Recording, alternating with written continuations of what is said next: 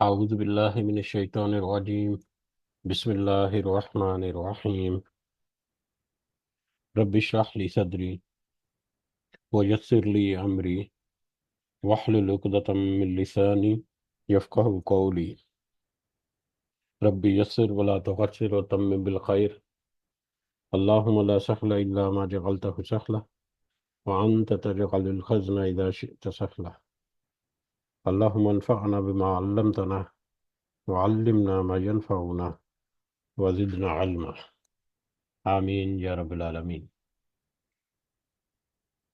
آج ہم انشاءاللہ اللہ کی خاص فضل و کرم سے، اس کی خاص رحمت اور توفیق سے سورہ عابسہ شروع کریں گے اور اس کے آیات کو سمجھنے کی کوشش کریں گے۔ سب سے پہلے ہم اسی کے حمد اور اسی کا شکر اور اسی کی تعریف کرتے ہیں جس نے ہمیں یہ وقت اور یہ مہلت عطا فرمائی، جس نے ہمیں یہ وسائل، یہ رزق، یہ ٹیکنالوجی، یہ سہولیات اور بے شمار انعام و اکرام اور فضل و کرم ہمارے اوپر کیا، اور خاص کر جس نے ہمارے دلوں میں یہ ڈالا کہ ہم اس بابرکت کلام کو سمجھنے کی کوشش کریں۔ اللہ تعالیٰ سے دعا ہے کہ اس کوشش میں ہمیں استقامت نصیب فرمائے، اس کی صحیح سمجھ اللہ تعالیٰ ہمیں عطا فرمائے، اس کے ذریعے سے اللہ تعالیٰ ہمیں اپنی اور اپنے ساتھیوں کی اصلاح کرنے کی توفیق عطا فرمائے، اور دنیا کے ساتھ ساتھ اللہ ہمیں آخرت کی کامیابی اور بھلائی اور اپنا خاص فضل و کرم ہمارے شامل حال رکھے۔ آمین یا رب العالمین۔ آگے بڑھنے سے پہلے حسب عادت ہم اپنا پچھلا سبق دہراتے ہیں، اس کا ترجمہ سورہ نازیات، جس میں اللہ تعالیٰ نے فرمایا: ڈوب کر سختی سے کھینچ نکالنے والوں کی قسم، بند کھول کر چھڑا دینے والوں کی قسم، اور تیرنے پھرنے والوں کی قسم۔ یہ فرشتوں کی قسمیں اللہ تعالیٰ یہاں پر کھا رہے ہیں۔ پھر دوڑ کر آگے بڑھنے والوں کی قسم، اور پھر کام کی تدبیر کرنے والوں کی قسم۔ جس دن کانپنے والی کانپے گی، اس کے بعد ایک آدمی، اس کے بعد ایک پیچھے آنے والی پیچھے پیچھے آئے گی، یعنی پہلا سور اور پھر دوسرا سور جب پھونکا جائے گا، بہت سے دل اس دن دھڑکتے ہوں گے جن کی نگاہیں نیچی ہوں گی، کہتے ہیں کہ ہم پہلی کسی حالت کی طرف پھر لوٹائے جائیں گے، کیا اس وقت جب کہ ہم بوسیدہ ہڈیاں ہو جائیں گے؟ کہتے ہیں کہ پھر تو یہ لوٹنا بڑا ہی نقصان دہ ہے۔ ان کو معلوم ہونا چاہیے کہ وہ تو صرف ایک خوفناک ڈانٹ ہے کہ جس کے ظاہر ہوتے ہی وہ ایک دم میدان میں جمع ہو جائیں گے۔ کیا موسیٰ علیہ السلام کی خبر تمہیں نہیں پہنچی جبکہ انہیں ان کے رب نے پاک میدان طوبہ میں پکارا کہ تم فرعون کے پاس جاؤ، اس نے سرکشی اختیار کر لی ہے، اس سے کہو کہ کیا تو اپنی درستگی اور اصلاح چاہتا ہے، اور یہ کہ میں تجھے تیرے رب کی راہ دکھاؤں تاکہ تو اس سے ڈرے۔ پس اسے بڑی نشانی دکھائی تو اس نے جھٹلایا اور نافرمانی کی، پھر پلٹا دوڑ دھوپ کرتے ہوئے، پھر سب کو جمع کر کے پکارا تم سب کا رب میں ہی ہوں۔ تو سب سے بلند و بالا اللہ نے بھی اسے آخرت کے اور دنیا کے عذاب میں گرفتار کر لیا۔ بے شک اس میں اس شخص کے لیے عبرت ہے جو ڈرے۔ کیا تمہارا پیدا کرنا زیادہ دشوار ہے یا آسمان کا؟ اللہ تعالیٰ نے اسے اونچا بنایا، اس کی بلندی اونچی کی، پھر اسے ٹھیک ٹھاک کر دیا، اس کی رات کو تاریک بنا دیا اور اس کے دن کو نکالا، اور اس کے بعد زمین کو ہموار بچھا دیا، اس میں سے اس نے پانی اور چارہ نکالا اور پہاڑوں کو مضبوط گاڑ دیا۔ یہ سب تمہارے اور تمہارے جانوروں کے فائدے کے لیے ہیں۔ پس جب وہ بڑی آفت یعنی قیامت آ جائے گی، جس دن کے انسان اپنے کیے ہوئے کاموں کو یاد کرے گا، اور ہر دیکھنے والے کے جسم اور ہر دیکھنے والے کے سامنے جہنم ظاہر کر دی جائے گی، تو جس شخص نے تو سرکشی کی ہوگی اور دنیاوی زندگی کو ترجیح دی ہوگی، اس کا ٹھکانہ جہنم ہی ہے۔ ہاں، جو شخص اپنے رب کے سامنے کھڑا ہونے سے ڈرتا رہا اور اپنے نفس کو خواہش سے روکا،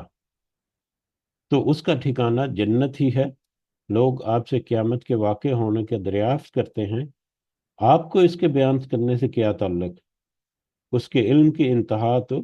اللہ کی جانب ہے، آپ تو صرف اس سے ڈرتے رہنے والوں کو آگاہ کر دینے والے ہیں۔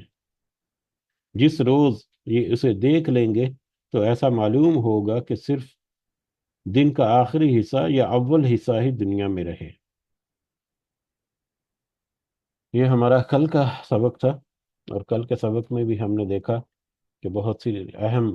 آیات، خاص کر ان لوگوں کے لیے جنہوں نے قیامت کے بارے میں شکوک و شبہات رکھے یا قیامت کے اوپر زیادہ فوکس نہیں کیا، ان کے معاملات جو ہیں وہ کس طرح سے ہوں گے، ان کی طرف پھر کل کی سورہ مبارکہ میں بھی اشارہ تھا۔ اور کل کی سورہ مبارکہ میں ایک پوائنٹ جو ہے جو بعد میں ہائی لائٹ کیا تھا، جس کا ترجمہ یہ یہ جوناگڑی، مولانا جوناگڑی کا ترجمہ ہے رحم اللہ تعالی۔ انہوں نے اس کا ترجمہ کیا، فیما انت من ذکراہا الی ربک منتہاہا، کہ آپ کو اس، یہ قیامت کے بارے میں آپ سے جو علم پوچھتے ہیں لوگ کہ کیا قیامت کب آئے گی، تو آپ ان کو کہہ دیجیے، یعنی آپ کو اس بیان سے کیا کرنے سے کیا تعلق، یعنی آپ کو اس کے بارے میں کیا خبر، اس کے علم کی انتہا تو صرف اللہ کی جانب ہے، یعنی قیامت کے بارے میں تو صرف اللہ جانتا ہے وہ کب آئے گی، کب اس کا دن مقرر ہے، آپ کے پاس تو اس کی علم نہیں، یا آپ کو یہ پوچھنے کا سوال ہی نہیں بنتا۔ تو اس کے اوپر کل تھوڑا سا اشارہ دیا تھا کہ یہ ایک انتہائی مطلب سینسٹیو اور کچھ ٹاپک ہے، لیکن بہت ساری آیات اور بہت ساری احادیث کو مد نظر رکھیں تو ہمیں احتیاط برتنی چاہیے کہ نبی کریم صلی اللہ علیہ وسلم کی شان میں کوئی غلو والا کوئی سلسلہ ایسا نہ چل نکلے جیسا کہ اہل کتاب یہود اور نصارہ جو ہے وہ کرتے رہے، یا کوئی ایسی ہماری زبان پھسل کر ایسا کوئی کلمہ نہ نکل جائے کہ جس سے ان کی شان جو ہے وہ مطلب کم ہو جائے، جھگو کہ ہمارے کہنے سے کچھ فرق نہیں پڑتا، لیکن ہمارے اپنے معاملات جو ہیں ان میں تو یقیناً فرق پڑتا ہے۔ تو یہ معاملات جو ہیں یہ تھوڑے سے احتیاط کے ساتھ اس میں مطلب ڈیل کرنے والے ہیں، لیکن اس کے باوجود قرآن مجید میں بہت ساری آیات جو ہیں وہ ہمیں بہت سارے اشارے دیتی ہیں، جیسا کہ آج کے سبق میں جو واقعہ ہم دیکھیں گے اس واقعے میں بھی ہمیں یہ اشارہ ملتا ہے کہ نبی کریم صلی اللہ علیہ وسلم کے پاس اگر غیب کا علم ہوتا، اگر وہ غیب کو جانتے ہوتے، تو پھر ان کی تدبیر جو ہے وہ مختلف ہوتی، ان کا طریقہ جو ہے وہ مختلف ہوتا، واللہ عالم بصواب۔ لیکن ہمیں علماء جو ہے وہ یہی کہتے ہیں کہ اس میٹر میں خاصی احتیاط سے کام لینا چاہیے، تاکہ ہم اپنا دین، اپنا ایمان اور اپنی جو ساکھ ہے اللہ کی نظر میں اس کو برقرار رکھیں۔ اور نبی کریم صلی اللہ علیہ وسلم کا رتبہ یقیناً ایسا ہے کہ جس کو ہم الفاظ میں بیان نہیں کر سکتے، جس کو ہم کسی طور پر بھی اظہار نہیں کر سکتے، ہمارے پاس اس طرح کے الفاظ نہیں ہیں۔ ہم تو یہ کہتے ہیں کہ اللہم صلی علی محمد وعلی آل محمد کما صلیت علی ابراہیم وعلی آل ابراہیم انک حمید مجید، اللہم بارک علی محمد وعلی آل محمد کما بارکت علی ابراہیم وعلی آل ابراہیم انک حمید مجید۔ بہرحال بڑھتے ہیں آج کا ہمارا جو سبق ہے۔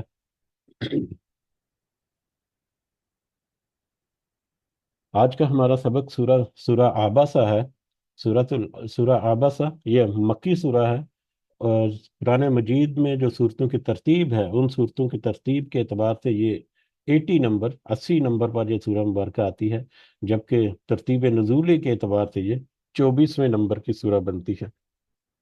اس میں ٹوٹل 42 آیات ہیں اور ایک رکوع ہے، ایک ہی رکوع پر مشتمل 42 آیات کی یہ سورہ مبارکہ مکی سورہ آباسہ۔ آباسہ اسی سورہ مبارکہ کا سب سے پہلا لفظ جو ہے وہی اس سورہ مبارکہ کا نام ٹھہرا، اور آباسہ کا مطلب ہے تیوری چڑھائی یا تیوری چڑھانا، یا چہرے کے تاثرات کو یا پیشانی کو سکیڑنا۔ آباسہ یہ وہی ورڈ ہے جو کہ سورہ مدثر کی آیت نمبر 22 نمبر آیت میں یہی ورڈ جو استعمال کر کے اللہ تعالیٰ نے ولید بن مغیرہ کا وہاں پر جو اس کے چہرے کے تاثرات اس میٹنگ کے دوران تھے، جس میٹنگ میں وہ نبی کریم صلی اللہ علیہ وسلم کی جو ممکنہ آنے والے معاملات تھے حج سیزن میں، کہ لوگ ان کے ساتھ آئیں گے تو ملیں گے، تو ان کے ساتھ لوگوں کی ملاقات کو کم کرنے کے لیے یا لوگوں کے اثر کو نبی کریم صلی اللہ علیہ وسلم کی باتوں کے اثر کو زائل کرنے کے لیے انہوں نے ایک اسٹریٹجی بنانے کے لیے وہ میٹنگ کال کی، جس کو وہاں پر لیڈ کیا ولید بن مغیرہ اور ابو جہل اور اس جیسے دوسرے لوگوں نے۔ تو ولید بن مغیرہ کے چہرے کے تاثرات اور اس کی سوچ بچار اور اس کی وہاں پر جو اس کے جو ایکٹنگ تھی اس کا وہاں پر پورا منظرنامہ جو ہے وہ ملتا ہے، تو اس میں بھی ایگزیکٹلی یہی ورڈ آباسا جو ہے وہ استعمال ہوا کہ اس نے تیوری چڑھائی، یا اس نے اپنی پیشانی چکیڑی اور دور کی سوچی۔ تو یہاں پر یہ ورڈ جو ہے وہ دوبارہ آیا ہے، اور یہ ورڈ یہاں پر نبی کریم صلی اللہ علیہ وسلم کے ایک رویے یا نبی کریم صلی اللہ علیہ وسلم کی ایک کیفیت جو ہے اس کے تذکرے کے طور پر آیا ہے۔ وہ ہم کیا واقعہ ہے یا کیا معاملہ ہے اس کو ہم سمجھتے ہیں بہرحال آگے بڑھ کر۔ تو آ، اس کے سورہ کا جو زمانہ نزول اور حالات و واقعات کے بارے میں اگر دیکھیں تو یہ سورہ مبارکہ جو ہے وہ مکہ کی شروع کی جو صورتیں ہیں ان میں سے یہ سورہ مبارکہ ہے، یا اس کا نزول نمبر جو ہے 24 نمبر، یہ بھی ہمیں اشارہ کرتا ہے اس طرف کہ یہ بہت ہی شروع کی، بہت ہی پہلے دور کی یہ صورتوں میں سے ایک صورت ہے، اور اتنے ارلی پیریڈ کی ہے کہ اس کا واقعہ جو ہے اس کی طرف ہم بڑھتے ہیں، وہی اس کی شروع کی آیات کا کہہ لیں کہ شان نزول بھی کہہ لیں، یا اس وقت کے جو معاملات تھے وہ اس کی طرف بھی اشارہ ہے۔ اور پہلی 8 یا 10 آیات جو ہیں وہ اسی کنٹیکسٹ میں اللہ تعالیٰ نے نازل کی، عبس و تولیٰ سے شروع ہو کر کہ اس نے تیوری چڑھائی اور منہ پھیر لیا، کہ شروع میں جب دعوت و تبلیغ کا کام جب مطلب اعلان عام کے طور پر نبی کریم صلی اللہ علیہ وسلم نے جب اس کو شروع کیا، تو شروع کے دور میں بہت سارے جو مطلب صحابہ تھے، وہ یا تو وہ فوراً سے ہی کھنچے چلے آئے، یا وہ فوراً سے ان کی طرف انہوں نے سوچ وچار شروع کر دی، اور مطلب جو شروع میں ایمان لے کر آئے وہ تو زیادہ تردد بھی نہیں کیا اور زیادہ سوچ وچار بھی نہیں، اور وہ لبکے، اور انہوں نے نبی کریم صلی اللہ علیہ وسلم کا جو پچھلی 40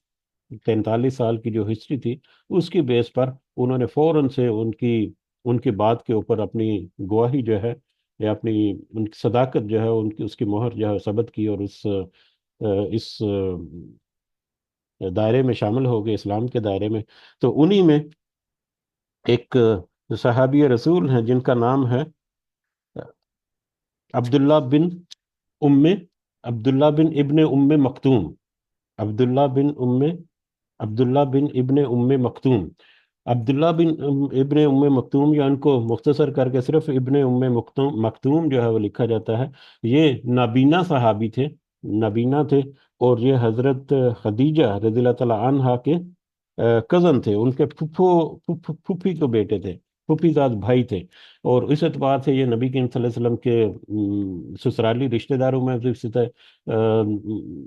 مال و دولت کے اعتبار سے یہ زیادہ امیر نہیں تھے، کچھ غربت کے اثرات جو ہیں وہ اس میں نمایاں تھے، اور پھر نابینا بھی تھے۔ نابینا ہونے کی وجہ سے ایک ایسی ڈسیبلٹی ہے جس میں ہمیں پتہ ہے کہ بہت ساری چیزوں میں ہم ڈپینڈنٹ ہوتا ہے انسان جو ہے وہ دوسری چیزوں کا۔ تو بہرحال نبی کریم صلی اللہ علیہ وسلم ایک دفعہ کسی مجلس میں بیٹھے ہوئے مکہ کے کچھ رئیس جو تھے، کچھ سردار قسم کے لوگ جو تھے، ان کے ساتھ کچھ بات کر رہے تھے، یا ان کو دعوت تبلیغ کا کچھ کام کر رہے تھے، ان کو دعوت دے رہے تھے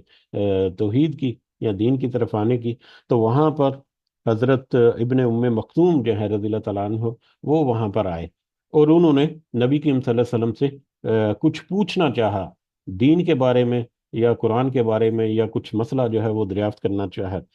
اب حضرت ابن ام مکتوم جو ہے وہ وہاں پر جب پہنچے ہیں، کیونکہ وہ نابینا ہیں، تو وہ مطلب کون وہاں پر بیٹھا ہے یا کیسا وہاں پر منظر ہے وہ اس کو وہ نوٹ نہیں کر سکے، اور وہاں پر آئے، اور انہوں نے اپنی بات جو ہے وہ شروع کر دی، جس پر نبی کریم صلی اللہ علیہ وسلم کے چہرے کے تاثرات جو ہیں وہ تھوڑے سے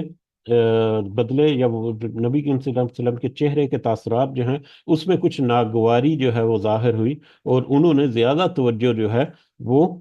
ان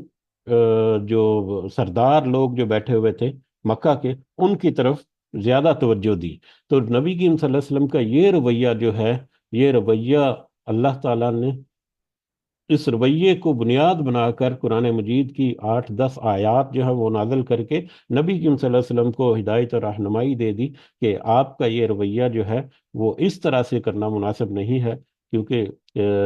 जो आपके पास दीन की या ईमान की तड़प अपने दिल पर लेकर आया है, वो ज्यादा अहल है या वो ज्यादा हकदार है कि उसकी बात सुनी जाए, ना कि उन लोगों की बात जो कि अभी इसमें शामिल ही नहीं हुए और उनका पता भी नहीं कि वो शामिल होंगे कि नहीं होंगे। अब इसी चीज को थोड़ा सा मजीद वाज़े करने के लिए कि क्यों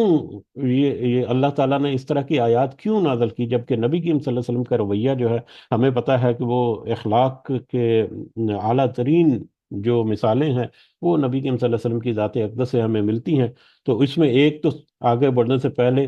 हम यहाँ पर ये मतलब तज़किरा करें तो ये कि अल्लाह का एक बड़ा फजल था कि उसने हम जैसे इंसान में से ही एक इंसान को नबी और रसूल का रुतबा दिया और उनके ऊपर वही भेजी। जैसा कि ये मक्का वाले कहते थे कि फरिश्ता कोई रसूल बन जाता है या कोई इस तरह का, तो अगर फरिश्ते वगैरह रसूल होते तो उनमें तो कोई जज्बात और एहसासात होते ही नहीं। तो नबी करीम सल्लल्लाहु अलैहि वसल्लम बहैसियत बशर उनमें बहुत सारी ऐसी बातें जिनको बहुत सारी जगहों पर कुरान मजीद में बहुत सख्त अल्फाज में भी कोट किया, गो कि हम तर्जमा करते हुए या उसको समझते हुए थोड़े से नरमी के साथ बात करने की कोशिश करते हैं, लेकिन अल्लाह ताला की आयत जो है वो बहुत सख्त अल्फाज के साथ भी हमें मिलती हैं। तो बहरहाल, तो ये हमारा फजल फजल व करम, और दूसरा ये हमारी रहनुमाई दर हकीकत उनका उनका उनका ये रवैया कहीं पर अगर कोई है जिक्र होता है तो दर हकीकत हम जैसे लोगों के लिए एक वार्निंग के तौर पर भी कह लें या हम जैसे लोगों की एक रहनुमाई के तौर पर भी, कि जब अल्लाह के नबी और रसूल जो हैं वो उनके ऊपर क्वेश्चन आंसर हो सकता है या उनको इस तरह से सख्ती के साथ कुछ हिदायत दे सकती है, तो आम बंदे जो हैं वो तो हैं ही हर वक्त खताओं में डूबे हुए मतलब दुनियादार बंदे। तो इस सेंस में भी अगर देखा जाए तो ये दर हकीकत इनडायरेक्टली कह लें कि हम जैसे लोग या खासकर वो लोग जो दीन की तबलीग या दीन को फैलाने का जो चैलेंज है उसको कबूल किए हुए हैं, उनके लिए खास तरह की रहनुमाइयाँ ऐसी आयत में भी मिलती हैं। बहरहाल, हम अगर देखें कि क्या वजह थी कि अल्लाह ताला ने इस कदर सख्त आयात जो है या इस कदर सख्त अहकामात या हिदायत नबी करीम सल्लल्लाहु अलैहि वसल्लम को मतलब फरमाई इन आयात के ज़रिए से, उसमें अगर हम देखें तो कि हज़रत इब्ने उम्मे मख्तूम जो है वो कौन से सहाबी थे। वो इस कदर जलीलुल कदर सहाबी थे, इस कदर अजीम सीन शान सहाबी थे कि नबी करीम सल्लल्लाहु अलैहि वसल्लम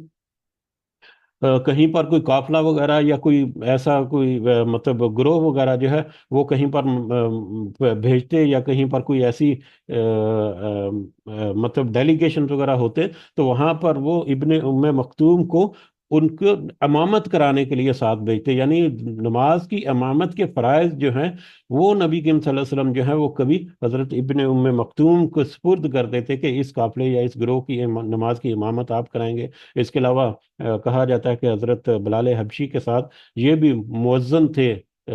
मतलब अजान जो है वो भी देने के बाद में इनको जिम्मेदारियां आई। और ये वो सहाबी हैं कि जब औस और खजरत के कबीले मदीना के कबीले हिजरत मदीना से पहले जब वो आए मक्का में और मुसलमान हुए, नबी करीम सल्लल्लाहु अलैहि वसल्लम के हाथ के ऊपर उन्होंने बैत की, तो उस वक़्त वो वापस जाते हुए उन्होंने कहा कि जी हमें अपनी इस्लाह के लिए या रहनुमाई के लिए ये दीन की तालीम के लिए हमें अपने हमारे साथ कोई अपना सहाबी भेजना चाह के वो हमारी रूहानी रहनुमाई करता रहे। तो उस पर नबी करीम सल्लल्लाहु अलैहि वसल्लम ने अब्दुल्ला इब्ने उम्मे मख्तूम को और मुसाब इब्ने उमैर को मतलब मदीना में अब डेलीगेशन के पास भेजा अपने बिहाफ पर, ताकि वो वहां पर जो अहले मदीना है उनको दीनी एतबार से रहनुमाई दे सके या उनको उनको उनके लिए मतलब और फिर हम अहकामात के मतलब इस तरह से कि इस कदर ये जलीलुल कदर सहाबी, और फिर इस कदर वो दीन की तड़प उनके दिल में कि वो हजरत उमर के दौरे खिलाफत में उन्होंने रिक्वेस्ट की। नाबीना सहाबी हैं, उनको नजर नहीं आता, हम जैसे नहीं है, बिल्कुल ही गुनाहों में डूबे हुए नबीना सहाबी हैं, जंग का वक्त है, और उन्होंने हज़रत उमर से रिक्वेस्ट की कि मुझे भी जंग का हिस्सा बनाया जाए। तो हज़रत उमर ने उनकी दीन की तरफ देखते हुए उन्हें एक एक मौका मिला, तो जंग कुदसिया में वो علمدار، علمدار کہتے ہیں غالباً جو جو پرچم جو ہے وہ تھامے کھڑا ہوتا ہے جنگ، میدان جنگ میں، تو وہ علمدار کا کردار یا ایک جو ذمہ داری جو ہے وہ انہوں نے وہاں پر نبھائی۔ بڑی گھمسان کی جنگ تھی، بڑی شدید لڑائی ہوئی جس میں وہ اپنی ذمہ داریاں جو وہ انجام دیتے رہے، اور اسی جنگ کے دوران ان کی وہاں پر شہادت ہوئی۔ تو اس قدر عظیم صحابی جو ہیں، صحابی رسول، اس قدر بڑی ڈسیبلٹی جو ہے، نابینا پن جو ہے، آنکھوں سے دیکھ نہیں سکنا، اس کے ساتھ ایک طرف وہ صحابی رسول ہیں، اور دوسری طرف کون سے لوگ ہیں جن کے ساتھ نبی کریم صلی اللہ علیہ وسلم جو ہے وہ گفت و شنید کر رہے تھے یا بات چیت کر رہے تھے اس واقعے پر، جس واقعے کے پس منظر میں یہ ساری باتیں ہو رہی ہیں۔ تو روایات میں ملتا ہے کہ اس مجلس میں کون لوگ شامل تھے؟ عتبہ جیسے لوگ، شیبہ جیسے لوگ، ابو جہل جیسے لوگ، امیہ بن خلف یا ابی بن خلف جیسے لوگ، جو کہ بڑے ناہنجار قسم کے لوگ تھے، جن کو تو ان کی دنیا میں، ان کی زندگی کے دوران ان کو ایمان ہی نصیب نہیں ہوا، اور بدترین دشمنوں سے دشمن سے وہ، ان کے ساتھ نبی کریم صلی اللہ علیہ وسلم جو ہے ان کو راہ راست لانے کی کوشش کر رہے تھے۔ اب ان لوگوں کے مقابلے میں ایک اتنے عظیم و شان صحابی، جو کہ گو کے بالکل شروع کا دور ہے جب وہ واقعہ ہوا، اس وقت تو ان کے بعد میں آنے والا رول کیا ہے اسلام کا، اس کا بھی زیادہ پتہ نہیں تھا۔ اس وجہ سے میں نے کہا کہ وہ جو نبی کریم صلی اللہ علیہ وسلم کے پاس جو علم غیب ہے اس کے بارے میں، کہ اس قدر عظیم و شان خدمات انجام دینے والا صحابی جو ہے، اگر نبی کریم صلی اللہ علیہ وسلم کے پاس علم غیب ہوتا تو ان کو پہلے سے اندازہ ہوتا کہ یہ تو بڑا ایک اہم کردار اس کا ہوگا،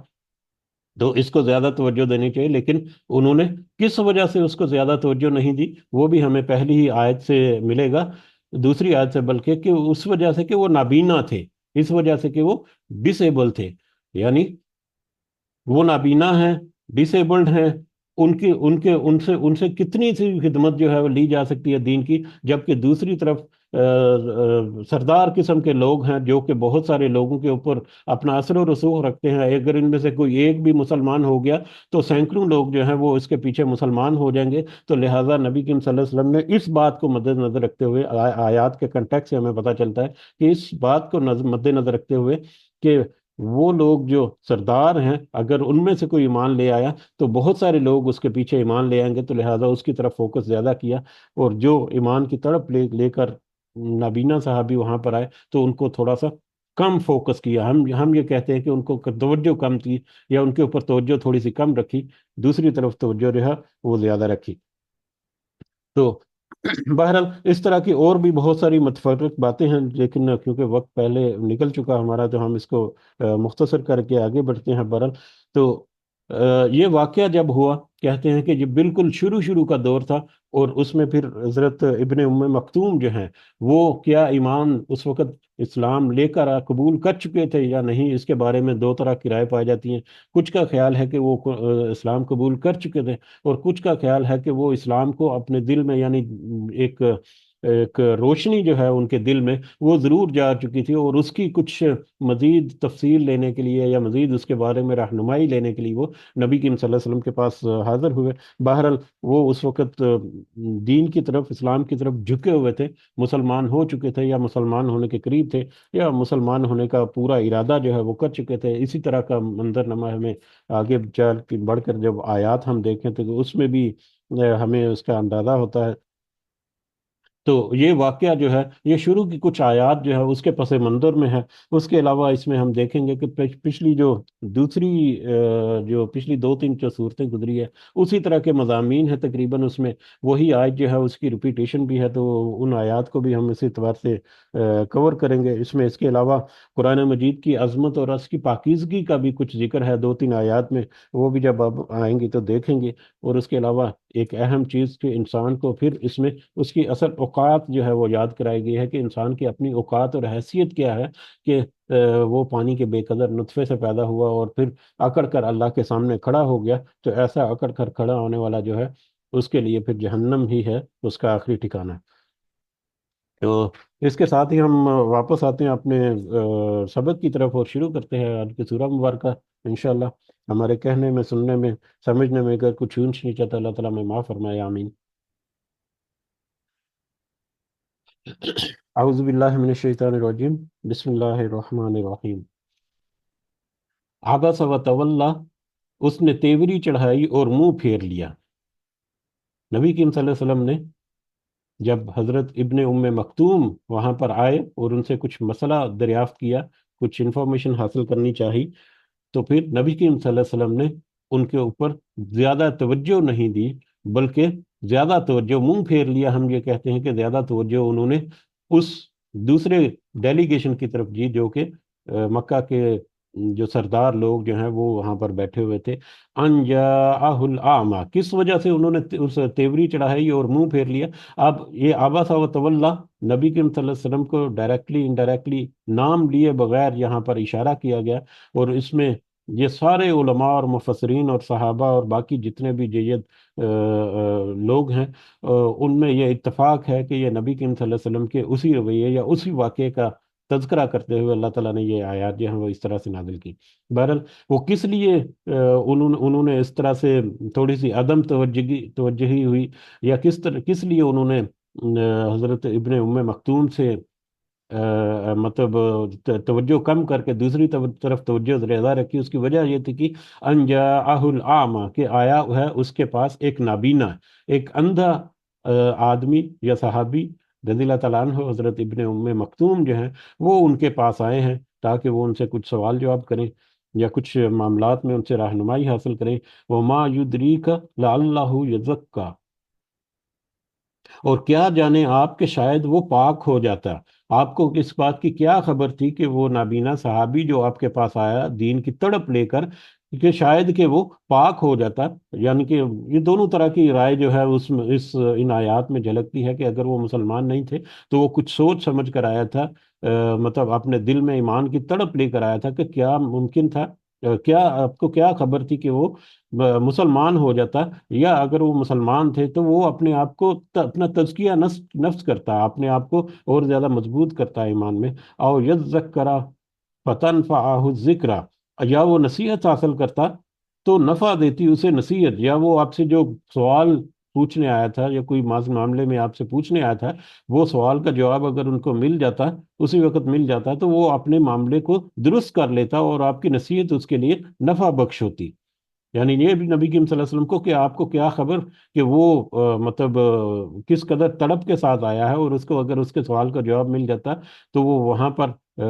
مطلب اپنے ایمان کو مضبوط کرتا یا ایمان میں داخل ہو جاتا، اور آپ کی نصیحت جو ہے وہ اس کے لیے یقیناً نفع بخش ہوتی۔ اما من استغنا، رہا وہ جو بے پرواہ ہے، جبکہ اس کے برعکس دوسری طرف جو لوگ بیٹھے ہیں جن کی طرف آپ توجہ کر رہے ہیں زیادہ، یا جن کی طرف آپ زیادہ رجحان ہے کہ ان کو بس قابو کیا جائے کہ کسی طرح سے وہ مسلمان ہو جائے، تو اس کے ان لوگوں کے بارے میں یا ان کا فیوچر بھی اس میں سے جھلکتا ہے کہ ان کا مستقبل کیا ہوگا، ان لوگوں کا، ان کے کافر اور مشرک ہی مرے وہ۔ اما من استغنا، کہ رہا وہ جو کہ بے پرواہ ہے، فانت لہ تصدی، تو آپ اس کے لیے پوری توجہ کرتے ہیں۔ وما علیک الا یزکا، حالانکہ نہیں ہے آپ پر کہ نہیں وہ پاک ہوتا، حالانکہ اگر وہ اسلام قبول نہیں کرتے، اگر وہ اپنا تزکیہ نہیں کرتے، اگر وہ دین میں شامل نہیں ہوتے، تو اس کی ذمہ داری آپ کی نہیں ہے، آپ کی ذمہ داری اس کو تبلیغ دے دینا تھا، لیکن وہ تبلیغ اگر وہ قبول نہیں کرتے دین کو تو اس کی ذمہ داری بھی آپ پر نہیں تھی، ٹھیک ہے؟ اس کے باوجود آپ زیادہ توجہ ان کے اوپر دیے۔ اس کا انڈائریکٹلی اگر دوسرے رخ سے اس کا جائزہ لیا جائے کہ ایک شخص جو کہ دین کی تڑپ لے کر حاضر ہوا ہے، اس کو زیادہ توجہ دینی چاہیے تھی، اگر وہ ہاتھ میں آئی چڑیا جو ہے وہ اگر نکل گئی تو پھر نقصان جو ہے وہ زیادہ ہو سکتا ہے۔ تو جو دین کی تڑپ لے کر آپ کے پاس آیا ہے اس کو آپ توجہ دیں، کیونکہ وہ تو پہلے ہی اس دائرے میں داخل ہونا چاہتا ہے، اس کو پیچھے کر کے آپ ان لوگوں کے ساتھ زیادہ مشغول ہیں جن کا کوئی پتہ بھی نہیں ہے، جو ایمان لائیں یا نہ لائیں اس کا بھی کچھ پتہ نہیں، اور اگر ایمان نہیں لائیں گے تو اس کا بھی آپ کے اوپر وبال نہیں ہے، اور ایسا ہی ہوا کہ وہ ایمان لے کر بھی نہیں آئے، اسی طرح سے ان کی موت جو ہے وہ آ گئی۔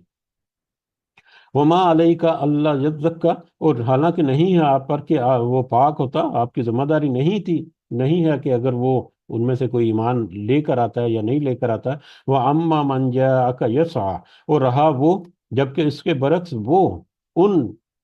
मुशरकीन के बरक्स वो लोग, वो शख्स जो कि जा का यसा आया आपके पास दौड़ता हुआ, जो कि आपके पास सही करता हुआ, यसा दौड़ता हुआ, सही करना, कोशिश करना, मतलब कोशिश करके पहुंचना। वो नाबीना साहबी थे, किस तरह से वहां वहां पर पहुंचे होंगे, किसी की मदद लेकर वहां पर पहुंचे, या किस तरह से वो कठिन रास्ते तय करके वहां पहुंचे। तो ये उसकी तरफ इशारा है कि वो तो आपके पास कोशिश करके पहुंचा था। सरदार जो थे वो तो शायद उनको बार बार बुलाने के बाद आए हुए होंगे, या उनके पीछे पढ़ पढ़ के उनके साथ बातचीत करने का थोड़ा सा उन्होंने वक्त दिया होगा। तो ये सहाबी जो है, ये तो आपके पास खुद दौड़ धूप करके आया था। वह वो यख्शा, और जबकि वो डर भी रखता था अपने दिल में अल्लाह ताला का। फ़अन्त अन्हु तलहा, तो आपने उसके साथ बिल्कुल बेरुखी करते हैं। तो आप उसके साथ बिल्कुल बेरुखी करते हैं, आप उसके साथ, आप उसके मामले पर ज्यादा तवज्जो नहीं देते। कल्ला, हरगिज नहीं, हरगिज नहीं, यानी अब ये आपका रवैया जो है, ये बेहतर नहीं है। बेहतर रवैया यही था कि जो इसके बरक्स होता। इन्नहा तज़किरा, ये कलाम या कुरान जिसके बारे में मतलब एक तो मुशरिकीन जो हैं वो तरह तरह की बातें करते हैं। अब यहाँ पर ये कल्ला तक जो है, यहाँ तक वो मौजू जो है वो तकरीबन ख़त्म हो चुका। वो मजलिस वाला मौजू, या यही हजरत इब्ने उम्मे मक्तूम वाला जो वाक़या था, उस वाक़ये का तज़किरा जो है। उसके बाद अब ये मुशरिक जो है, ये किताब के बारे में तरह तरह की बातें करती हैं कि कैसे आ गई, कहाँ से आ गई, या पता नहीं खुद से गढ़ी हुई हैं। तो इस किताब या कुरान के बारे में अल्लाह ताला कहते हैं इन्नहा तज़किरा, ये तो एक बेहतरीन नसीहत है। फमन शाह, ये कोई मामूली किताब नहीं है, कोई ऐसी किताब या ऐसा पैगाम नहीं है इसमें जिसको बस इग्नोर कर दिया जाए। फमन शाह ज़कर, तो जो चाहे इससे, इससे इसको याद रखे या इससे नसीहत अखज़ करे। यानी ये एक ऐसा कलाम है, या एक ऐसी नसीहत है जो हर एक के लिए एक ओपन बुक के तौर पर है, खुली किताब है ये। अब लोगों की मर्जी है कि जो चाहे उसको याद करे, उससे नसीहत हासिल करे, उससे सबक हासिल करे और अपनी इस्लाह कर ले, और जो चाहे अपनी मनमानी करे, अपनी अपनी मर्जी करे, और उस किताब को, उस किताब से मुंह फेर ले, और फिर वो गुमराही के रास्ते पर चलता रहे। ये अब इंसान के इख्तियार में है, या इंसान की अपनी रविश है कि वो किस तरह से वो इसके इस नसीहत को, इस नसीहत को डील करता है। फी सुहुफ मुकर्रमा, ये किताब जो है ये तो बाइज्जत सहीफों में है, यानी लोहे महफूज में जैसे ये किताब जो है महफूज है। ये कोई आम किताब नहीं, या आम कोई कॉपीड कोई बुक नहीं है, बल्कि ये अजीम तरीन इज्जत वाले जो सहीफे हैं, लोहे महफूज जो हैं, वहां से ये किताब जो है वो नाजिल की गई है। मरफूआतुम मुत्तहरा, व बुलंद मर्तबा Pakeezah, B I, B I दी सफरा, लिखने वालों के हाथों में, किराम बरारा, किराम बरारा, मुअज्जज और नेकोकार। यानी कि ये किताब जो है, इस किताब को लिखने वाले और सफरा, इस किताब के सफारतकारी करने वाले, इस किताब को पहुंचाने वाले, और इस किताब को या पहुंचाने वाले या लिखने वाले, दोनों तरह के इसका मफहूम जो वो हो सकता है। वो तो बुलंद मर्तबा और पाकीज़ा और नेकोकार फरिश्ते मुकर्रर कर रखे हैं, जिनके जरिए से इस किताब के मामले, कुछ मामलात जो हैं वो अल्लाह ताला अमूर अंजाम देते हैं। गोया कि अल्लाह ताला को उनकी ज़रूरत नहीं है, लेकिन वो एक एक हुज्जत इत्माम करने के लिए ये सारा सिलसिला जो है वो अल्लाह ताला ने क्रिएट किया, ताकि इंसान के ऊपर कल को हुज्जत रहे। बहर कि ये किताब जो है ये मामूली किताब नहीं है, ये तो अजीम तरीन इज़्ज़त वाले सहीफ़ी यानी लोहे महफूज में से एक किताब है, जो कि बुलंद मर्तबा पाकीज़ा और मुअज़्ज़ज़ और नेकोकार फरिश्ते जो हैं वो इसकी किताबत करते हैं, इसको लिखते हैं या इसको पहुंचाते हैं नबियों और रसूलों के दिलों के ऊपर, जिसके ज़रिए से फिर आगे इंसान के ऊपर या लोगों के ऊपर ये किताब जो है वो बयान की जाती है। तो ये कोई मामूली किताब नहीं है कि इसको सिंपली इग्नोर कर दिया जाए और इसमें जो लिखा हुआ है उसको कहानी और किस्सों की तरह से पढ़ दिया जाए या सुना जाए, बल्कि उससे सबक हासिल करना। और सबसे बड़ा सबक जो है, या सबसे बड़ा जो रिस्पांस जो है इस नसीहत का, वो क्या होना चाहिए कि के अपने गिरेबान में जंग के। ये मत सोचे कि ये आयत जो है किसी काफिर के बारे में है, ये आयत जो है मुनाफिक के बारे में है, ये आयत किसी मुशरिक के बारे में है, ये आयत किसी उस्मा के बारे में है, फलां के बारे में नहीं। جو بھی آیت ہے اگر وہ فلاں کے بارے میں ہوتی، فلاں کے بارے میں ہوتی، تو پھر اس قرآن کا حصہ نہ ہوتی۔ اگر وہ اس قرآن کا حصہ ہے اور ہمیں بار بار اس کو ریپیٹ کرنے کا کہا جاتا ہے، بار بار اس کو یاد دہانی کے لیے ہمارے سامنے اللہ تعالیٰ لے کر آتے ہیں، تو اس کا مطلب یہ ہے کہ ان کی طرف ذرا توجہ دو اور اپنے گریبان میں جھانکو۔ تو یہ اپنے گریبان میں جھانکنا سب سے پہلا رسپانس جو ہے وہ اس کا ہونا چاہیے۔ اس کے بعد اگلا ایک ٹاپک جو ہے وہ شروع ہوتا ہے، انسان کی اپنی حیثیت جو ہے۔ قتل الانسان ما اکفرہ، مارا جائے انسان کہ کس قدر ناشکرہ ہے، مارا جائے، ہلاکت ہو اس انسان پر یا غارت ہو جائے یہ انسان کہ وہ کس قدر ناشکرہ ہے، کس قدر ناشکری کرتا ہے۔ ناشکری کس چیز کی ہوتی ہے؟ کہ کسی کو کوئی، ہم ناشکرہ کسے کہتے ہیں؟ کہ کسی کو کوئی چیز دی گئی یا کسی کو کوئی سہولت ملی، لیکن اس نے اس کے بدلے میں ریٹرن میں تھینک یو نہیں کہا، اس کے ریٹرن میں اس نے کوئی مطلب دعائیا کلمات نہیں کیا یا شکریہ ادا نہیں کیا۔ تو اللہ تعالیٰ کا شکر جو ہے وہ ادا کرنا جو ہے وہ کیا ریٹرن ہے، اللہ تعالیٰ کی نعمتوں کا ریٹرن کیا ہے؟ کہ اس کی عبادت کی جائے، صرف اور صرف اس کی بندگی کی جائے اور اس کے احکامات کو مانا جائے۔ یہ اس کا ریٹرن ہے شکر ادا کرنے کا، وگرنہ خالی زبان سے الحمدللہ کہہ لینا یہ الحمدللہ کا حق ادا نہیں کرتا۔ الحمدللہ کہہ دینا یہ ہمارے لیے یقیناً ایک بہت اہم جملے ہیں اس طرح کے سارے بھی، لیکن اس کے پیچھے جو پوری سینس ہے اور اس کے پیچھے جو پوری لاجک اور منطق ہے، جب تک وہ اس میں چھپی ہوئی نظر نہیں آتی، اس وقت تک وہ اس طرح سے فائدہ مند نہیں ہوتے یہ الفاظ۔ یہی وجہ ہے کہ ایسے الفاظ جو ہے ہمارے اوپر اثر ہی نہیں کرتے، کہ ہمیں ان کی اصل معنی اور اصل گہرا مطلب جو ہے اس کے بارے میں پتہ ہی نہیں ہوتا۔ بہرحال قتل ہو جائے، مارا جائے، یا ہلاک ہو جائے، یا غارت ہو جائے ایک یہ انسان جو ہے جو کہ انتہائی ناشکرہ ہے۔ یہ خاص کر ان لوگوں کے بارے میں کنٹیکسٹ سے اس بات کو شو کر رہا ہے کہ انسانوں میں سے ان لوگوں کا خاص کر تذکرہ ہے جو اللہ کی نعمتوں کو، بے شمار نعمتوں کو پاتے ہیں، ان سے فائدہ اٹھاتے ہیں، لیکن اس کا شکر ادا نہیں کرتے، اس کی عبادت نہیں کرتے، اس کو توحید کے اوپر نہیں آتے، یا اس کے احکامات عبادت اگر وہ توحید پر آ بھی گئے، کول و قرار کر بھی لیا، لیکن وہ اس کے اوپر عمل نہیں کرتے، تو یہ سارے کے سارے ناشکر انسان جو ہیں وہ اس میں شامل ہو جائیں گے۔ اب انسان جو ناشکرہ کیوں ہے؟ وہ کون کون سی نعمتیں ہیں جو اللہ تعالیٰ نے انسان کو دی ہیں؟ ان میں سے چند نعمتوں کا ذکر ہوگا۔ ایک حصہ آیت کا یہ ہے اور ایک حصہ اس کے بعد آیات کے ان دونوں حصوں میں کہ چند اس اللہ تعالیٰ کے احسانات کا ذکر ہوگا۔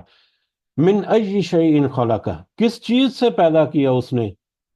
اسے؟ اللہ نے اس انسان کو کس چیز سے پیدا کیا؟ من نطفہ، ایک نطفے سے، ایک پانی کے بے قدر قطرے سے۔ اور پانی کا ایک بے قدر قطرہ یا نطفہ جو ہے یا منی جو ہے، اس کے بارے میں تو ہم تو مطلب جب قرآن ہم پڑھ رہے ہیں، اس کو سمجھنے کی کوشش کر رہے ہیں، تو اس میں ہم اس کو یہ کچھ الفاظ بھی اس طرح سے استعمال کرتے ہیں، اس کی مزید ایکسپلینیشن کے لیے ہم کوئی ڈیٹیل بھی ایسی کرتے ہیں کہ مطلب کس طرح سے مرد اور عورت جو ہے ان کے ملاپ کے نتیجے میں یہ ایک زائگوٹ، اور پھر بعد بھی اسٹیجز جو ہے جو قرآن میں بھی بہت ساری جگہوں پر اس کا تذکرہ ملا ہے۔ لیکن یہ ٹاپک ایسا ہے یا یہ مادہ ایسا ہے کہ یہ عام گفت و شنید میں مطلب ہم استعمال بھی نہیں کرتے، عام فیملی میں بیٹھے ہوئے ہیں یا عام طور پر اگر کوئی بات ہو، اس طرح کی چیزوں کے نام لینے سے بھی انسان جو ہے وہ کراہتا ہے، اس کو کراہت محسوس ہوتی ہے کہ میں کس پانی کے قطرے کی بات کر رہا ہوں۔ تو یہ اس حقیر سے پانی، یہ ایک دوسرا کنسپٹ یا دوسرا ایک اوپینین یا دوسری ایک نظر جو ہے اگر اسے دیکھا جائے کہ وہ پانی کا قطرہ جس کو تو عام الفاظ میں، عام زبان میں ہم ایک دوسرے کے ساتھ بات کرتے ہوئے بھی کتراتے ہیں اور اس کو بس اگنور کرتے ہیں کہ یہ کیسا ناپاک سا لگتا ہے، اور اس طرح سے کہ وہ قطرہ جب انسان کے جسم سے نکلے تو وہ اس کو جنبی ہو جاتا ہے، اس کے اوپر غسل جو فرض ہو جاتا ہے، اس پانی کے قطرے سے تمہیں پیدا کیا گیا۔ ایک واقعہ میں پڑھ رہا تھا حجاج بن یوسف کے بارے میں، کہ کہا جاتا ہے کہ وہ بڑا ظالم اور جابر قسم کا حکمران تھا۔ تو ایک دفعہ وہ کسی بازار سے گزر رہا تھا، تو ایک تابی تھے، وہ بہت جید اور بڑے مطلب مضبوط تابی تھے، وہ تابی صحابی نہیں تابی تھے۔ تو وہ بازار میں کھڑے تھے، لوگ جو ہے ادھر ادھر ہوئے، تو ان کو بھی کہا کہ سائڈ پہ ہو جاؤ، حجاج بن یوسف آ رہا ہے۔ تو اس نے کہا کون ہے حجاج بن یوسف، کیا ہو جائے گا؟ تو اتنے میں حجاج بن یوسف آ گیا، تو اس نے اس تابی کے کہا کہ مطلب تم جانتے نہیں ہو مجھے کہ میں کون ہوں؟ تو اس تابی نے کہا اسے کہ ہاں میں تمہیں خوب اچھی طرح سے جانتا ہوں کہ تم کون ہے، تم دو شرم گراہوں سے نکلے ہوئے ایک ایسے نطفے سے نکلے ہوئے ایک انسان ہو جو کہ گوبر کا بوجھ اپنے اوپر لیے ہوئے پھر رہے ہو۔ تو اس طرح کے جب کلمات انہوں نے کہے ان تابی نے، تو حجاج بن یوسف جو ہے وہ اس کی نگاہیں جھک گئی۔ تو انسان کی اصل اوقات کیا ہے، ذرا سوچے اس کنسیپٹ میں کہ وہ کہاں سے آیا، وہ کہاں سے وہ اس کو تخلیق کی گئی، لیکن پھر اللہ تعالیٰ نے اس کو کس قدر مطلب 70 80 100 کلو 150 کلو تک بھی، یا اسے بھی زیادہ کے کئی وزن چلے جاتے ہیں، یا ایوریج جو ہے 70 80 90 کلو تو عام طور پر ہو ہی جاتا ہے، ایک ایسا پانی کا نطفہ جو کہ مطلب جب ملاب کے بعد جب اس کی تخلیق کا عمل شروع ہوتا ہے تو سب سے پہلی سٹیج اس کی وہ 1 ملی میٹر کے بھی سینکڑویں حصے سے بھی حقیر ہے۔ ایک نقطہ جو نظر آیا، ہلکا سا نقطہ کسی پین سے اگر کسی پیپر کے اوپر لگائیں تو وہ بھی اس سے سینکڑوں گنا بڑا نقطہ جو ہے وہ اس پیپر پر عکس ہوتا ہے اس کا۔ اس نطفے سے انسان کو پیدا کیا گیا، اور وہ پھر اللہ تعالیٰ نے کہا یہاں پر کہ اس کو کس نطفے سے پیدا کیا، کس چیز سے پیدا کیا، ایک نطفے سے، خلقہ فقدرہ، پھر اس نے اس کو تخلیق کیا اور اس کا اندازہ کیا، خلقہ، پھر اس نے اس کو پیدا کیا، نطفے سے اس کو پیدا کیا، یعنی ماں کے پیٹ کے اندر اس کی جو ابتدائی جو نشو و نما ہوئی وہ اس کو ملی، فقدرہ، اور پھر اس کی تقدیر لکھ دی گئی، یا اس کی ضروریات جو ہیں وہ اس کو بہم اس کے نصیب میں جو لکھ دی گئی اس کے لیے پہنچا دی گئی۔ اس کا رنگ روپ کیسا ہوگا، اس کی جسامت کیسی ہوگی، ساخت کیسی ہوگی، اس کی نیچر کیسی ہوگی، یہ ساری چیزیں جو ہیں وہ اس کے لیے میسر کر دی۔ ثم السبیل یسرا، پھر راستہ آسان کر دیا اس کے لیے۔ اب یہ راستہ آسان کر دیا اس کے لیے، اگر تو دو دو پہلوؤں سے مجھے یہ سمجھ آئی ہے آیت۔ ایک پہلو تو یہ ہے کہ جب وہ انسان دنیا میں آتا ہے تو پھر اس جو دنیا میں اس کی زندگی گزارنے کے لیے جتنی اس کی ضروریات ہیں ان ضروریات کو وہاں اللہ تعالیٰ نے پہنچا دیا بڑی آسانی کے ساتھ۔ دوسرا اس میں یہ ہے کہ نہ صرف وہ سہولیات اللہ تعالیٰ نے اس کو عطا کی اس کے رہنے بہنے کے لیے، کھانے پینے کے لیے، جس کا تذکرہ آگے ہمیں ملے گا، بلکہ اس کے ساتھ اس کو مطلب عقل و شعور بھی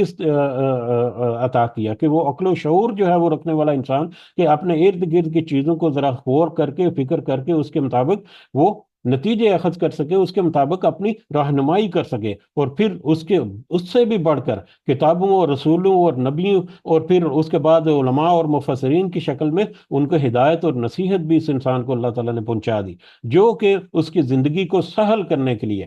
مادی اعتبار سے زندگی گزارنے کے لیے بھی اور روحانی اعتبار سے زندگی گزارنے کے لیے بھی اس کو بڑی آسان کر دی اس کی زندگی، کہ اب تمہارے پاس سامنے یہ ساری ٹولز اینڈ ٹیکنیک موجود ہیں، اب ان ٹولز اور ٹیکنیک کو تم نے یوز کرنا ہے اور آخرت کے لیے اپنے آپ کو بچانا ہے، یا اپنے آپ کو آخرت کے لیے تیار کرنا ہے۔ لیکن اس کے باوجود انسان ایسا ناشکرا، قتل الانسان ما اکفرا، کہ انسان اس قدر ناشکرا ہے کہ وہ ہلاک ہی ہو جائے۔ بہرحال ثم السبیل یسرا، پھر راستہ آسان کر دیا اس کے لیے، ساری اس کی ضروریات بہم اس کی زندگی گزارنے کے لیے دے دی، اور نہ صرف ساری ضروریات دی بلکہ اس کی زندگی کی حفاظت بھی، اس کے موت کے طے شدہ وقت تک اللہ تعالیٰ نے زندگی کی حفاظت کا انتظام بھی کیا، کہ وہ اس کے موت کے مقررہ وقت سے پہلے اس کو موت آ ہی نہیں سکتی۔ ثم اماتہ، ثم اماتہ فاکبرہ، پھر اس نے موت دی اسے، یعنی پھر اللہ تعالیٰ نے اسے موت دے دی، اس کی مہلت ختم ہونے کے بعد، اس کا وقت آنے کے بعد اس کو موت مار دیا گیا اللہ تعالیٰ کی طرف سے۔ وہ اکبرا، پھر وہ قبر میں لے گیا اسے، یعنی وہ انسان جو ہے وہ اس کو اللہ تعالیٰ نے قبر میں بھیج دیا۔ یہ قبر جو ہے وہ جو کھود کر دی جاتی ہے قبر وہ بھی ہو سکتی ہے، اور جو جلا جلو دیتے ہیں جہاں سے انسان اس کی باقیات جہاں کہیں بھی موجود ہیں وہی اس کی قبر ہے۔ اگر تو کسی سمندر میں یا دریا میں غرق ہو گیا تو وہی وہ اس کی قبر ہے۔ تو بہرحال پھر انسان کو اس کی موت اللہ تعالیٰ نے دی اور اس کو قبر میں لے گیا۔ ثم اذا شاء انشرہ، پھر جب وہ چاہے گا اسے زندہ کر دے گا۔ جب اس نے پہلے اسے ایک انتہائی حقیر اور بے قدر پانی کے نطفے سے پیدا کر لیا تو یہ بڑا ہی آسان ہے اس کے لیے کہ ثم اذا شاء انشرہ، کہ وہ پھر جب وہ چاہے اس کو دوبارہ سے زندہ کر دے۔ کلا، ہرگز نہیں۔ یہ کافروں کے جو عقائد ہیں، نظریات ہیں، یا فرسودہ جو ان کے معاملات ہیں، یہ بالکل بھی ناقابل قبول ہیں یا بالکل بھی باطل ہیں۔ لما یکذی ما امرہ، ابھی پورا نہیں کیا اس نے جو اس نے حکم دیا اسے۔ یہ ساری زندگی انسان نے گزار دی، اب وہ موت سے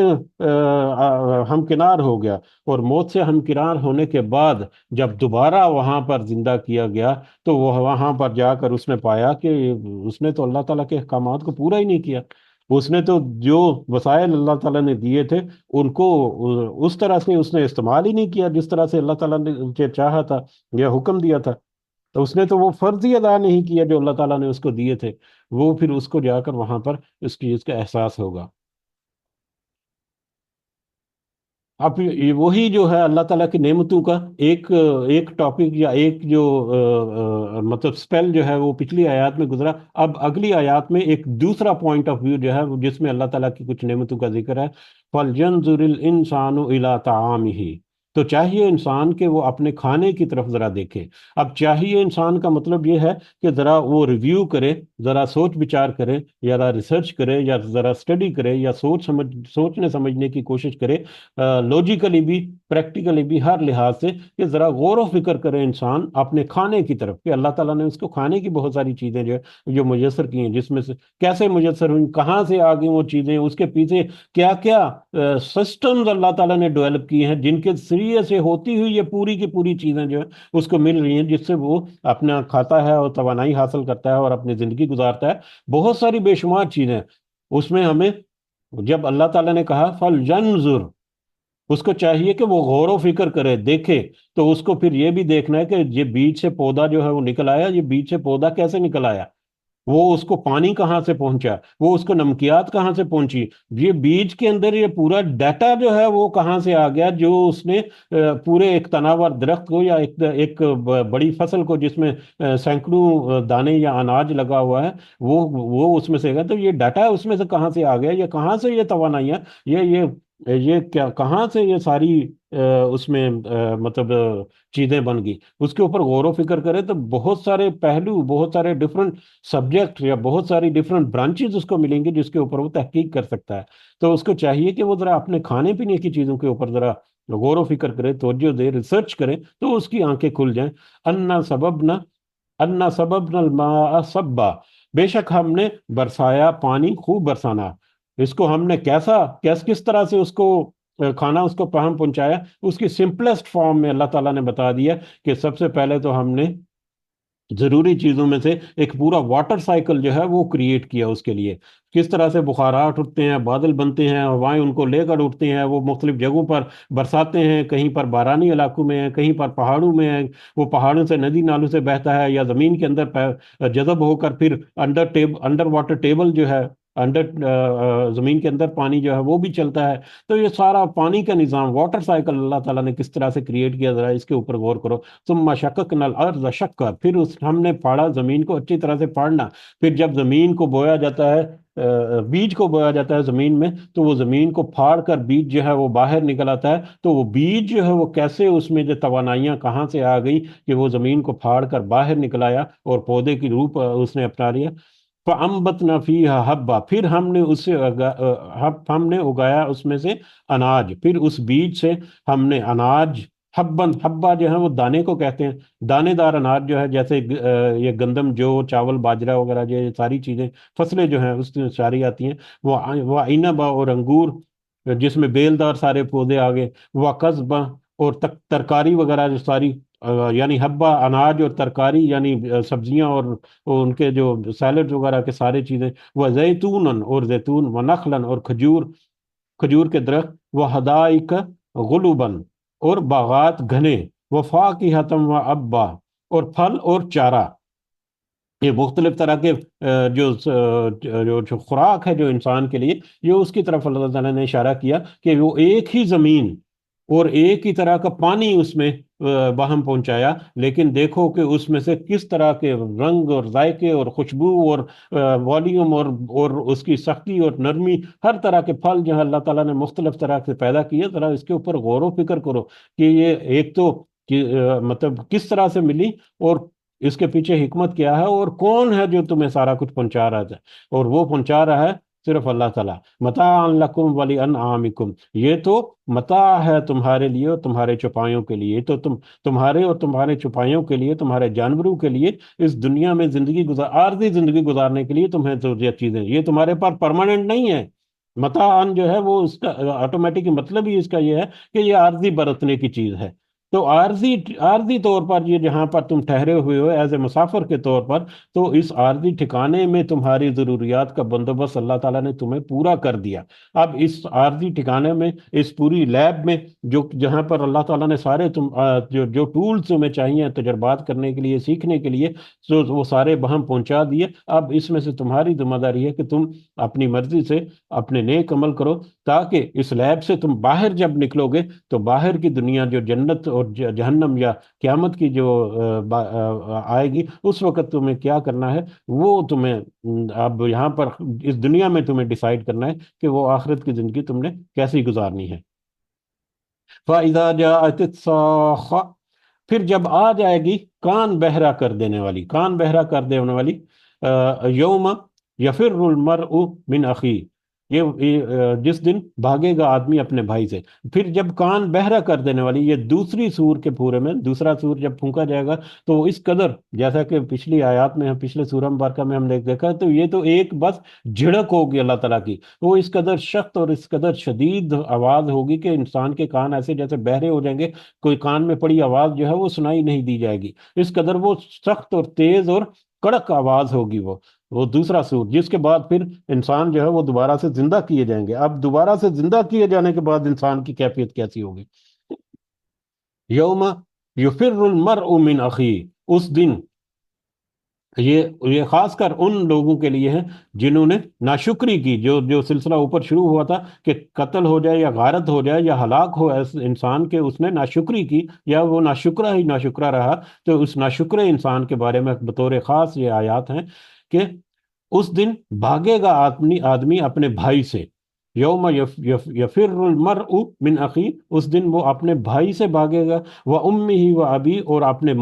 ماں اور اپنے باپ سے، وہ صاحبتی ہی و بنی، اور اپنی بیوی، اپنی صاحبہ اور اپنے بیٹوں سے، لکل امرئ منہم یومئذ شأن یغنی، اور ہر شخص کے لیے اس میں اس دن ایک حالت ایسی ہوگی کہ وہ بے پرواہ کر دے گی اسے، یعنی وہ دن اتنا ہولناک ہوگا، اتنا وہ دردناک ہوگا، اتنا وہ مشکل دن ہوگا کہ انسان جو ہے وہ اپنے بھائی، اپنے بیٹے، اپنی بیوی، اپنے ماں باپ اور ہر دنیا کے رشتے اور ناتے اور دوست یار سب کو بھول جائے گا، اور وہاں پر کیا فکر ہوگی؟ لِكُلِّ امْرِئٍ مِّنْهُمْ شَيْءٌ مِّنْهُمْ يَوْمَئِذٍ، اس دن ہر شخص کی شأن، ایک حالت ایسی ہوگی، یغنی، جو کہ اسے غنی کر دے گی، جو اس کو اپنے سارے رشتہ داروں سے بے پرواہ کر دے گی۔ وہ وہاں پر کہے گی کہ جائیں سارے رشتہ دار میرے بھاڑ میں، جائیں میرے دوست یار بھاڑ میں، مجھے تو صرف اپنی فکر ہے۔ وہاں پر ہر ایک کو اپنی اپنی فکر ہوگی۔ دنیا کی زندگی میں بیوی کو خوش رکھنے کے لیے انسان پتہ نہیں کیا کیا کرتا ہے، اپنی اولاد کو مستقبل سنوارنے کے لیے پتہ نہیں کیا کیا ڈنڈیاں مار کے، بے انصافی کے ساتھ ظلم اور جبر اور ناانصافی کر کے اکثر جو ہے وہ رزق کماتا ہے، اپنے دوستوں یاروں کو خوش کرنے کے لیے کیسے کیسی عجیب غریب قسم کی حرکات و سکنات کرتا ہے، اور ان کے ساتھ بن کر شباب اور کباب کی محفلیں، واللہ عالم کے کیا کچھ نہیں دنیا میں چل رہا۔ یہ دنیا میں لوگوں کا ایک دوسرے کے ساتھ محبت اور الفت جو ہے اس کو قائم رکھنے کے لیے، یا اس کے لیے اپنی قربانی، در حقیقت یہ دنیا میں انسان جو ہے وہ جنت کی قربانی دے کر دوزخ کو اپنے پیٹے میں ڈال رہا ہے۔ اب اس کا مطلب، ان آیات کا مطلب یہ نہیں ہے کہ دنیا کے اوپر رشتہ داریاں جو ہیں وہ سب بے وقت ہیں، بلکہ اس کا مفہوم اور مطلب یہ ہے، یہ جیسا کہ ذکر ہوا کہ یہ وہ انسان کے بارے میں ہے جو ناشکرہ ہے، اس کے بارے میں یہ آیات ہیں۔ جو شکر گزار بندے ہیں وہ تو دنیا میں انہی رشتہ داروں سے انہی رشتہ داریاں نبھا کر آخرت کماتے ہیں، انہی رشتہ داریوں سے وہ آخرت میں اپنا حصہ جو ہے وہ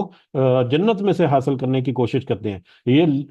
انڈائریکٹلی یہ کہہ لیں کہ دنیا کی رشتہ داریاں جو ہیں وہ دنیا میں گو کہ ایک دوسرے کے لیے جذبات اور محبت اور احساسات اور مدد اور سارا کچھ ہے، لیکن ان کی اصل مدد اور ان کا اصل فائدہ وہ ہے جو انسان دنیا میں کر کے آخرت میں حاصل کرے گا۔ لیکن جو آخرت میں کسی نے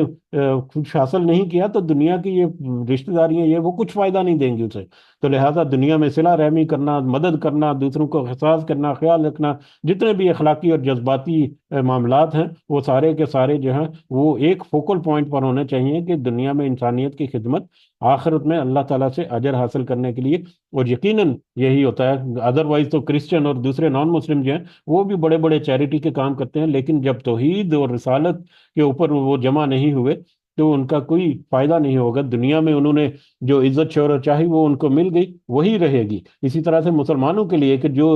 اس طرح کی محبتیں جو ہیں وہ دنیا حاصل کرنے کے لیے کرے گا تو دنیا میں اللہ تعالیٰ ان کو عطا کر دے گا، آخرت میں اس کا کچھ حصہ نہیں۔ بہرحال رشتہ داری کے میٹر میں بھی انسان کو بڑا احتیاط سے رہنا چاہیے، اور یہ بھی اللہ تعالیٰ نے کہا کہ اس کے اوپر بھی غور و فکر کر لو کہ وہ دن کیسا ہوگا کہ دنیا کے تمہارے رشتہ دار، تمہارے ماں باپ جو سب سے اللہ اور اس کے رسول صلی اللہ علیہ وسلم کے بعد سب سے جو بڑی نعمت جو انسان کو اللہ تعالیٰ دنیا میں دیتا ہے وہ والدین ہیں۔ اپنے والدین کی قدر ضرور کریں، ان کے لیے دعائیں ضرور کیا کرتے رہیں۔ رب ارحمہما کما ربیانی صغیرہ، آمین۔ اور پھر باقی بہن بھائی اور بیوی اور رشتہ دار جو ہیں سب کچھ انسان کے کچھ بھی کسی کے کام نہیں آئے گا۔ وجوہ یوم مسفرہ، اس دن کچھ چہرے تو ہوں گے جو چمکنے والے ہوں گے، ضاحکۃ مستبشرہ، وہ ہنسنے والے اور بہت خوش ہوں گے۔ کچھ چہرے تو وہاں پر چمک دمک رہے ہوں گے اور بڑے خوش و خرم ہوں گے، بڑے خوش ہوں گے کہ ان کو رزلٹ کارڈ ان کا جب ملا ہے، جب وہ لیب سے نکلے، دنیا کی لیبارٹری سے نکلے جب، تو انہوں نے جب اپنا امتحان دے کر نکلے تو آج قیامت کے دن جب ان کے رزلٹ ان کے دائیں ہاتھ پر رکھا گیا تو وہ خوش ہو گئے، اور پھر وہ دوسروں کو دکھائیں گے کہ دیکھو دیکھو ذرا ہمارا نام اعمال کے کس طرح سے اللہ تعالیٰ نے ہمیں مطلب نہ صرف پاس کیا بلکہ اپنا فضل و کرم بھی ہمارے اوپر اس میں ایڈ کر دیا۔ لیکن اس کے برعکس وہ وجوہ یومئذ علیہا غبرہ، کچھ چہرے اس دن ایسے ہوں گے کہ ان کے اوپر غبار پڑا ہوگا، اس کے اوپر دھول مٹی جو ہے وہ پڑی ہوگی، ترہقھا قطرہ، ڈانپتی ہوگی ان کو سیاہی، ان کے چہرے جو ہے وہ سیاہ ہو چکے ہوں گے اس شرمندگی کی وجہ سے، اس ہولناکی کا منظر جو ان کے سامنے ابھی آ رہا ہے، کیونکہ جہنم ان کو دور سے ہی دکھلا دی جائے گی جیسے ہی وہ دوبارہ زندہ کیے جائیں گے اور میدان حشر کی طرف وہ اسی وقت ان کے سب معاملات جو ہیں وہ سامنے ظاہر ہونے اور ان کی حالت کیفیت ایسی ہوگی۔ یا کچھ لوگوں کو تو اسی حالت میں نابینا حالت میں اٹھایا جائے گا، کچھ لوگوں کو اس طرح سے مطلب منہ کے بل چلتے ہوئے جو ہے وہ آئیں گے اس میں۔ کچھ لوگ جو ہیں جیسے گداکاروں کے بارے میں ہم نے بڑی واضح حدیث جو ہے وہ پڑھی اپنی حدیث کے مجلس میں کہ جو پروفیشنل گداگر ہیں، جو پروفیشنلی بھیک مانگنے والے ہیں، اگر انہوں نے اپنی اصلاح نہیں کی تو قیامت کے دن ان کے چہرے جو ہیں ان کے اوپر گوشت نہیں ہوگا، ایسی بری حالت میں وہ اٹھائے جائیں گے وہاں پر۔ بہرحال یوم دن علیہ غبرہ، اس دن کچھ چہرے ایسے ہوں گے جن کے اوپر غبار دھول مٹی پڑی ہوئی ہوگی، ترہقھا قطرہ، ڈھانپی ہوگی ان کو سیاہی، اولئک ہم الکفرۃ، اولئک ہم الکفرۃ الفجرہ، وہی لوگ ہیں جو کافر اور نافرمان ہیں۔ یہ کافر اور نافرمانی کی حالت وہاں پر ایسی ہوگی کہ ان کے چہرے جو ہیں وہ غبار سے ڈھکے ہوئے اٹے ہوئے ہوں گے، شرمندہ ہوں گے، جبکہ وہ لوگ جنہوں نے اللہ تعالیٰ کا احسان جو ہے اس کے اوپر اللہ تعالیٰ کا شکر ادا کیا اور پھر اپنے معاملات کو درست طریقے سے انہوں نے چلاتے رہے، تو ایسے لوگ جو ہیں وہ تو ہنستے بہتے ہوئے ہوں گے اور خوش و خرم ہوں گے آخرت کے دن۔ تو اللہ تعالیٰ سے دعا ہے کہ اللہ تعالیٰ ہمیں ان لوگوں میں شامل فرمائے جن کے بارے میں یہ آیت نمبر 39 میں ذکر ہوا، 38 اور 39 میں، کہ وہ خوش و خرم وہاں پر ہوں گے، اور اللہ تعالیٰ ہمیں کبھی بھی اس گروہ کا، کبھی بھی دنیا میں بھی ہمیں کبھی اس ایسے لوگوں کا حصہ نہ بنائے جن کے چہرے آخرت میں سیاہی سے ڈھکے ہوئے ہوں گے اور غبار سے ڈھکے ہوئے ہوں گے۔ آمین یا رب العالمین، وما علینا الا البلاغ المبین۔ جی، یہ ہمارا آج کا سبق تھا، کچھ آپ اضافہ اگر کرنا چاہیں سب کر سکتے ہیں۔ جزاکم اللہ خیرا کثیرا۔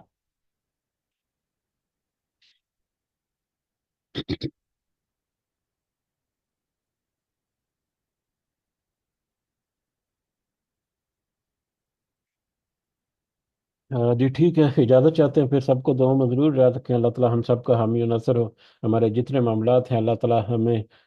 ہمارے لیے آسانیاں پیدا فرمائے، ہمارے دنیا کے معاملات میں ہمارے رزق اور کاروبار اور جابز اور دیگر سارے معاملات، صحت کے معاملات اور دیگر ہمارے معاشی اور معاشرتی معاملات میں اللہ تعالیٰ اپنا خاص فضل و کرم ہمارے اوپر کرے، اور ہمیں یہ توفیق عطا فرمائے کہ جو بھی اللہ تعالیٰ نے ہمیں نعمتیں اور فضل و کرم ہمارے اوپر اس دنیا میں کیا ہے اس کا شکر گزار ہمیں بنائے اللہ تعالیٰ، اور پھر ہمیں یہ توفیق دے کہ ہم اس میں سے اپنی آخرت کو بھی کما سکیں، اور دنیا کا جو حصہ ہے وہ دنیا میں ہمارا رہ جانا ہے۔ اللہ ताला हमारे वालदैन जो इस दुनिया में हयात हैं उनको सेहत से भरपूर ज़िंदगी अता फरमाए, और जो इस दुनिया से गुजर गए हमारे वालदैन भी और दीगर मोमिनीन और मोमिनात, अल्लाह ताला सबको जन्नत फिरदौस में आला मुकाम अता फरमाए। रब्बिरहमहुमा कमा रब्बयानी सगीरा, रब्बिरहमहुमा कमा रब्बयानी सगीरा, रब्बिरहमहुमा कमा रब्बयानी सगीरा। रब्बना आतिना फिद दुनिया हसना व फिल आखिरति हसना व किना अज़ाबन नार। रब्बना ज़लमना अनफुसना व इल्लम तगफिर लना व तरहमना लनकूनन्ना मिनल खासिरीन। रब्बना तक़ब्बल मिन्ना इन्नका अंतस समीउल अलीम वतुब अलैना इन्नका अंतत तव्वाबुर रहीम।